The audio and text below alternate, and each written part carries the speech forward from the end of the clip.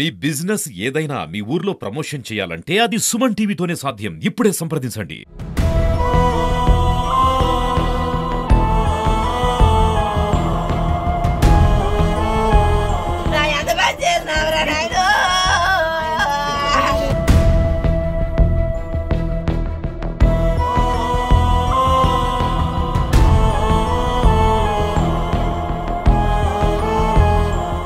విజయనగరం జిల్లా ద్వారపూడి మండలంలో విషాద ఛాయలైతే అలుముకున్నాయి. నలుగురు చిన్నారులు మింగేసిన ఈ కార్ అయితే నేను ఇప్పుడు చూస్తున్నారు కదా. ఒక 2 days గా కార్ ఇక్కడే ఆగి ఉంది. సో పిల్లలు వేసవి సెలవులు కాబట్టి ఆడుకోవడానికి వచ్చి కార్ లోపల కూర్చున్న తర్వాత కార్ డోర్ ఒక్కసారిగా లాక్ అయిపోయింది. సో మనం చూసుకోవచ్చు, పిల్లలు ఇలా ఈ కార్ చుట్టూ ఆడుకొని ఈ డోర్ కూడా అంటే లాక్ చేయలేదేమో, మేబీ ఇలా ఓపెన్ చేసుకొని వెళ్ళి కూర్చుండిపోయారు. ఆటోమేటిక్ గా డోర్స్ లాక్ అయిపోవడంతో మనం ఒకసారి విజువల్ లో చూడొచ్చు. పిల్లలు బ్యాక్ సీట్ లో కూర్చొని, ఫ్రంట్ సీట్ లో కూర్చొని నలుగురు పిల్లలు, మనస్విని, ఉదయ్, చారులత, చరిష్మా. సో ఈ నలుగురు పిల్లలు కూడా ఇక్కడ ఆడుకోవడానికి వచ్చి విగత జీవులుగా మిగిలిపోయారు. ఆర్తనాదాలు అంటే కార్ లాక్ అయిపోయిన తర్వాత మమ్మల్ని ఎవరు బయటికి తీస్తారా, మా గోడు వినండి, మాకు ఊపిరి ఆడట్లేదు, చెమటలు పట్టేస్తున్నాయి, మమ్మల్ని బ్రతికించండి అని ఆర్తనాదాలు లోపల వారు పెట్టుకున్నా సరే ఎవరికి వినపడని పరిస్థితి. సో లాక్ అయిన డోర్స్ ని ఒక్కసారిగా గ్లాసెస్ బ్రేక్ చేసి పిల్లల్ని బయటికి తీసిన తర్వాత జరగాల్సిన ఘోరం అంతా కూడా జరిగిపోయింది. పిల్లలు ఇంటికి వస్తారా అని ఎదురు చూస్తున్న తల్లిదండ్రులకి నిజంగా విషాదం మిగిల్చిందనే చెప్పుకోవచ్చు. దీనికి సంబంధించి డీటెయిల్స్ గ్రామస్తులు కూడా ఉన్నారు. టీడీపీ సీనియర్ నాయకులైనటువంటి బొద్దుల నరసింహరావు గారు కూడా ఉన్నారు. సార్ నమస్తే అండి. ఈ రోజు ద్వారపూడి గ్రామంలో నిజంగా కనీవిని ఎరుగని విషాదం అనేది చెప్పుకోవాలి. నలుగురు పిల్లలు అంటే సరదాగా ఆట కోసం వచ్చి విగత జీవులుగా వెళ్ళారు. సో దీనిపై ఏమంటారండి? ఈ గ్రామం అందరూ కూడా చాలా బాధ. ఎందుకంటే ఈ ఊర్లో ఇద్దరు అక్కచెల్లెళ్ళు, చిన్నపిల్లలు ఇద్దరు అక్కచెల్లెళ్ళు. ఈ కుర్రాడికి ఇంటి ముందే ఉంది, కారు ఇక్కడ ఉంది.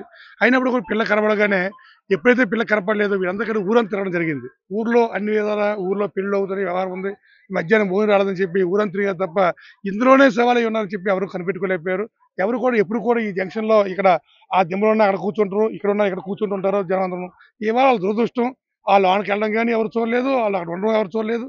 అన్ని ఊరంతా తిరిగిన తర్వాత ఎక్కడా కనపడిపోయేసరికి తర్వాత ఇక్కడికి ఎవరో వచ్చి చూస్తే లోపల పడిపోయి ఉండడం జరిగింది. వాళ్ళు వెంటనే హాస్పిటల్ తీసుకెళ్ళి జరిగింది. హాస్పిటల్ తీసుకెళ్ళినప్పుడు కూడా అక్కడ డాక్టర్లు చెప్పేశారు, చనిపోయారని చెప్పడం జరిగింది. కార్ లోనే చనిపోయారా లేదంటే కొన ఊపిరితో ఉన్న పిల్లల్ని హాస్పిటల్ కొనుగుపురు కూడా లేదమ్మా, కొనుగుపురు కూడా లేదు. యాక్చువల్లీ ఇక్కడే చనిపోయారు. అయినప్పుడు కూడా చిన్న ఆశ, అందుకోసం అని చెప్పి హాస్పిటల్ తీసుకెళ్ళగానే డాక్టర్లు చెప్పడం జరిగింది. ఈరోజు నలుగురు కూడా చనిపోయారని చెప్పడం జరిగింది. అందువల్ల అయితే ఇక్కడే చనిపోయడం జరిగింది. నలుగురు పిల్లలు అంటే ఆట వేసవి సెలవులు ఆడుకుంటారు, పిల్లలు ఎక్కడో దగ్గర క్షేమంగా ఉంటారని తల్లిదండ్రులు కూడా భావిస్తారు. కానీ ఒక్కసారిగా అనుకోని ఒక మృత్యు రూపంలో అంటే కారులో మృత్యు దాగుందేమో వాళ్ళ కోసం, ఇంత స్పేషియస్ గా ఉంది, పిల్లలు ఎక్కడో ఏ మూలన ఆడుకుంటారు అని అనుకోవడానికి కూడా లేకుండా అయిపోయింది. సో నలుగురు పిల్లల గురించి వారి యొక్క కుటుంబాలు, అందులో ఒక ఇంట్లోనే ఇద్దరు ఆడపిల్లలు, అందులో ఇంకా అందరూ కూడా 7-8 సంవత్సరాలకు సంబంధించిన పిల్లలే. సో దీని గురించి అసలు అంటే మాటలు కూడా రావట్లేదు సార్. ఎలా చాలా దురదృష్టకరం అండి. ఎందుకంటే ఈరోజు ద్వారపూడి ఇప్పటి వరకు కూడా ఇటువంటి సంఘటన అనేది మాకు తెలియదండి. ఈ సంఘటన చూసిన ప్రతి ఒక్కరు కూడా, గ్రామస్తులందరూ కూడా అసలు ఎవరు తట్టుకోలేకపోతున్నారు. అది కాక వాళ్ళ తల్లిదండ్రులను గానీ ఎవరు ఓదార్చలేకపోతున్నారు. వారికి ఏమిచ్చినా మనం ఇవ్వలేము వారి పిల్లల్ని. అయినప్పటికి కూడా ఇక్కడ ఉన్నటువంటి ఇసుకలో ఆడుకోవడం జరిగింది. ఆడుకున్న తర్వాత ఆడుకుంటూ ఈ కారులోకి మరి ముచ్చు ఏ విధంగా వాళ్ళ లాక్కెళ్ళిందో తెలీదు కానీ, మరి మా గ్రామంలో అయితే మాత్రం చాలా విషాదాలు కమ్ముకున్నాయి. మరి వాళ్ళు తల్లిదండ్రులైతే వాళ్ళని మేం కష్టపడినట్లు మా పిల్లలు కష్టపడకూడదని చదివించి, మరి ఈ రోజున వాళ్ళకి ఈ స్థాయిలో ఇలా చూస్తుంటే వాళ్ళు మరి ఎవరు కూడా వాళ్ళని కడుపు తరుక్కుపోతుంది. మరి ఈరోజు వాళ్ళ బాధని ఎవరు తీర్చినటువంటి పరిస్థితి. వాళ్ళ ఆర్థిక స్థోమత అయితే అంతంత మాత్రంగానే ఉంది. అయినప్పటికీ కూడా వాళ్ళ పిల్లల్ని బాగుండాలనే ఉద్దేశంతో చదివించుకుంటూ మరి ఈ రోజు ఇలా జరగడం అనేది దురదృష్టకరంగా మేము భావిస్తున్నాము. మంత్రి గారు, ఎమ్మెల్యే గారు వచ్చారమ్మా. ఇప్పుడు మేము హాస్పిటల్కి వెళ్ళగానే ఎమ్మెల్యే గారు వచ్చారు, అలాగే మంత్రి గారు కూడా శ్రీనివాసరావు వచ్చారు. వచ్చి పిల్లలు చూసిన తల్లిదండ్రులకు ఎవరు కూడా ఏం చేయలేం, కానీ ప్రభుత్వం తరపు నుంచి ఏదైనా అవకాశం ఉన్నంత వరకు కూడా నేను మాట్లాడి చేస్తాను. మంత్రి గారు కూడా మాట్లాడడం జరిగింది. వీళ్ళు తల్లిదండ్రులు కూడా ఒక వెలరు అయినా, ఇద్దరు ఆడపిల్లల తండ్రి కూడా ఒక వెలరు. వీళ్ళేమో వాడు కళాశ పని చేస్తుంటారు, మామూలు పని చేస్తుంటారు. ఎవరు కూడా ఆర్థికంగా కూడా బలమైన వాళ్ళు కూడా కాదు.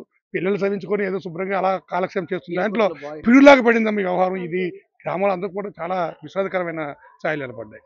ఈ రోజు పెట్టిందే కాదు మేడం, ఇది కారు 3 డేస్ నుంచి ఇక్కడే ఉంది. అంటే ఆ 3 డేస్ లేనటువంటి ఇది ఈ రోజు జరిగిందంటే నిజంగా ఆ మృత్యు ఆ విధంగా లాక్కెళ్ళిందని అనుకోవాలి మేడం. ఇక్కడ పిల్లల గురించి ప్రతి ఒక్కరు కూడా అయ్యో రామ ఇక్కడ ఇలా జరిగిందా, అంటే ఒక వివాహ వేడుక జరుగుతుందా ఏంటా అనే అందరూ కూడా ఆశ్చర్యంగా ఉన్న పరిస్థితుల్లో ఒక్కసారిగా ఈ విషాద ఘటన గురించి తెలుసుకొని ప్రతి ఒక్కరు కూడా ప్రతి గ్రామం నుండి కూడా వచ్చి అయ్యో రామ ఏంటి ఈ సంఘటన ఇలా జరిగింది అనుకున్న పరిస్థితి. సార్ చెప్పండి, పిల్లలు మీ ముందే కళ్ళ ముందు ఆడేవారు రోజును, కానీ ఈ రోజు చూస్తున్నాం కారులోని అంటే అద్దాలు పగలగొట్టేంత వరకు వచ్చిందంటే వాళ్ళు ఎంతలా లోపల స్ట్రగుల్ అయ్యారో ఏంటో. సరే పిల్లల గురించి మీకు ఏం తెలుసు? ఆక్సిజన్ అందక బాగా ఇబ్బంది పడి ఇదయ్యారమ్మా. వెంటిలేషన్ లేక చాలా ఇబ్బంది పడి, ఎప్పుడు నుండి అంటే ఎప్పుడు ఇక్కడే పార్క్ అంటే చేస్తారా? వాళ్ళకి పెళ్ళెన్స్ వచ్చారమ్మా. పెళ్ళెన్స్ వచ్చి వాళ్ళ ఇంటి దగ్గర పార్కింగ్ లేదమ్మా, అందుకని ఇక్కడ పెట్టుకుంటారమ్మా. అసలు యాక్చువల్గా ఎప్పుడు ఇక్కడ ఈ గ్రౌండ్ లో చాలా మంది పిల్లలు ఉంటారమ్మా, పెద్ద పెద్ద వాళ్ళందరూ ఉంటారమ్మా. ఇవాళ వాళ్ళకి భగవంతుడు సెలవు ఇచ్చారు కనుక మరి ఎవరు లేరమ్మా ఇక్కడ, అందువల్ల ఈ సంఘటన జరిగిందమ్మా. సో నలుగురు చిన్నారుల కుటుంబ పరిస్థితి కూడా నిరుపేద కుటుంబం. ఎవరు పనుల వారు అంటే ఫ్లోరింగ్ పనులు చేస్తూ ఒక కుటుంబ సభ్యులు ఉంటే ఇంకో కుటుంబ సభ్యులు పనికి పోతూ మనం బయట కూడా చూస్తున్నాం, పనికి పోతూ క్యారేజీలు కూడా ఇంకా తిన్నారో లేదో ఇంటికి వచ్చేసరికి పిల్లల్ని వెతకాలి. ఏ చెరువులో పడిపోయారో, ఎక్కడ కిడ్నాప్ అయిపోయారో, లేదంటే పిల్లలు ఏ ఇరుకన దాగుండిపోయారు, ఏ మేడ మీద ఉండిపోయారు, ఎండకి ఎక్కడ అంటే మన భాషలో చెప్పుకోవాలంటే ఇక్కడ జుమాయించి పడిపోయారేమో అని ఎతకని వీధి లేదు, చూడని ప్రదేశం లేదు. ఫోన్ చేసి ప్రతి ఒక్కరిని కూడా మా పిల్లలు అటు వచ్చారా, ఇటు వచ్చారా, నలుగురు పిల్లలు కూడా ఒకేసారి ఆట బొమ్మలు కూడా మనం చూసాం. ఆడుకోవడానికి ఎటు అలా దూరం వెళ్ళిపోయారేమో అని ఒక్కొక్కరు ఒక్కొక్క క్వశ్చన్ రైజ్ అవుతుంది. కానీ మృత్యు రూపంలో ఉన్న కార్ని మాత్రం ఎవరు కూడా చాలాసేపు గమనించకపోవడం నిజంగా అది ఒక దారుణ పరిస్థితి అనే చెప్పుకోవచ్చు. సో ఎవరో ఒక ఆమె బొట్టు పెట్టుకోవడానికి వచ్చిన తర్వాత మాత్రమే ఆ పిల్లల్ని చూశారు. సో ఇంత ప్లేస్ ఉంది, పిల్లలు ఎక్కడికైనా వెళ్ళి ఆడుకున్నా బాగుండు కదా, ఈ కారులోకే వెళ్లాల్సిన వచ్చిన పరిస్థితి. ఎందుకు వెళ్ళారా చూస్తున్నారు కదా, ఇక్కడ ఒక మిర్రర్ లోని ఇక్కడ పనిచేసే ఆమె బొట్టు సరి చేసుకుందాం అంటే దేవుడు ఆ రకంగా పంపించుంటాడు ఆమెని. బొట్టు సరి చేసుకుందాం అని వచ్చేసరికి ఏంటి లోపల డిఫరెంట్ గా ఉంది, ఏంటి ఎవరో ఉన్నట్టున్నారని చూసి ఆమె కేకలు వేసి గ్రామస్తులకు చెప్పిన తర్వాత పిల్లలు ఇందులో చనిపోయారు అనే విషయం అయితే తెలిసింది. 2-3 డేస్ నుండి కార్ అంటే ఒక వివాహ వేడుక కోసం వచ్చిన తర్వాత కార్ని ఇక్కడ పార్క్ చేశారు. సో ఎవరు అనుకోరు కదా కార్లోకి పిల్లలు ఇలా వెళ్తారని. అందులో మధ్యాహ్నం ఎండ వాతావరణం ఒక్కసారిగా గుబురుగా ఉండడంతో కూడా ఆక్సిజన్ లెవెల్స్ వాళ్ళకి అందకపోవడంతో ఒక్కసారిగా నలుగురు కూడా ఒకేసారి ఆర్తనాదాలు పెట్టి మృత్యువాత పడిన పరిస్థితి. సో ఆ తల్లిదండ్రుల యొక్క బాధ వర్ణాతీతం. ఎంత డబ్బు ఇచ్చినా ఎవరు పరామర్శించినా వారి యొక్క బాధను ఎవరు తీరుస్తారు? ఒక్కసారి ఆలోచించండి. పిల్లలు ఆటకి పంపించే టైంలో పిల్లల్ని ఎంత గమనించాలో ఈ సంఘటన ఒకటే ఉదాహరణ అని చెప్పుకోవచ్చు. సో మనం బిజీ లైఫ్ లో బిజీ పనిలో ఉంటాం, పిల్లలు ఏం చేస్తున్నారని ఒక కంట కనిపెట్టాల్సిన ఆవశ్యకత ఉంది అని ఈ సంఘటన తర్వాత అయితే తెలుస్తుంది. సో ఆ తల్లిదండ్రుల కన్నీరు చూస్తున్నారు కదా, వారి యొక్క ఆర్తనాదం చూస్తున్నారు. సో దీనికి బాధ్యతలు ఎవరని అనుకుందాం? భగవంతుడా, లేదంటే మృత్యు రూపంలో ఉన్న కారా?